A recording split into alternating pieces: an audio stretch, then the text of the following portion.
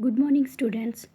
हम हमारे हिंदी विषय में वर्ण का टॉपिक कर रहे थे, जिसमें हमने वर्ण के भेद, स्वर के भेद, व्यंजन के भेद, उसके बाद संयुक्ताक्षर, द्वितीय व्यंजन, अघोष, सघोष वर्ण के बारे में जाना था।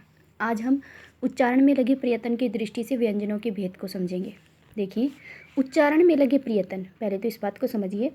उच्चारण के समय सांस तथा वायु की मात्रा के आधार पर व्यंजनों को दो भागों में बांटा जाता है, अल्प प्राण और महाप्राण। इसके नाम से ही हम इसकी डेफिनेशन को याद कर सकते हैं। अल्प अर्थात थोड़ा, प्राण मतलब वायु, जिसमें थोड़ी वायु का प्रयोग हो, महा मतलब ज़्यादा, और प्राण मतलब वायु, तो जिसमें ज़्यादा वायु का प्रयोग हो। अब देखिए, व्याकरणिक आधार पर इसकी परिभाषा बनेगी। जिन व्यंजनों के उच्चारण में कम समय तथा कम वायु की आवश्यकता होती है, वे अल्प प्राण व्यंजन कहलाते हैं। प्रत्येक वर्ग का पहला, तीसरा और पांचवा वर्ण तथा अंतस्थ व्यंजन अल्प प्राण होते हैं। देखिए, ये लाइन आपको याद करनी अति आवश्यक है, क्योंकि हम इन वर्णों को याद नहीं कर पाएंगे, लेकिन अगर इसके नियम को, इस लाइन को हम याद कर लेंगे तो हम प्रत्येक वर्ण को अपने आप लिख देंगे। प्रत्येक वर्ग वही हिंदी में 5 वर्ग होते हैं व्यंजन के। कै वर्ग, जिसमें 5 वर्ण होते हैं, कै ख ग घ ऐसे ही च वर्ग और उससे आगे, तो उस वर्ग का पहला, तीसरा और पांचवा। पहला देखिए, पहला, तीसरा और पांचवा, ऐसे सभी वर्गों के आएंगे। वर्ण तथा अंतस्थ व्यंजन, अंतस्थ य र ल व, अंतस्थ व्यंजन अल्प प्राण होते हैं।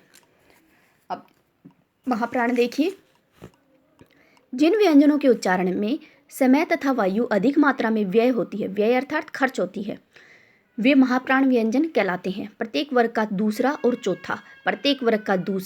और चौथा वर्ण और उष्म व्यंजन स है, ये महाप्राण व्यंजन होते हैं। ये समझ में आ गया होगा आपके। आगे देखिए, वर्ण विच्छेद। वर्णों को विच्छेद मतलब अलग अलग करना। किसी शब्द में प्रयोग की गई सभी ध्वनियों को अलग अलग करके लिखने की प्रक्रिया वर्ण विच्छेद कहलाती है। समझ में आ गया। अब मैं इसको आपको करके दिखाती हूँ। जैसे नयन का वर्ण विच्छेद अगर हमें करना है, तो न हलंत प्लस ए प्लस य हलंत प्लस में ए प्लस न हलंत प्लस में ए, हलंत लगाएंगे। उसके बाद हम इसमें जो स्वर मिला हुआ है उसको अलग करेंगे। ऐसे ही वर्ण विच्छेद किया जाता है। जो मात्रा, जिस स्वर की मात्रा लगी होगी उसी स्वर को हमें यहाँ लिखना है। जैसे ये गीता का मैं आपको करके दिखाती हूँ।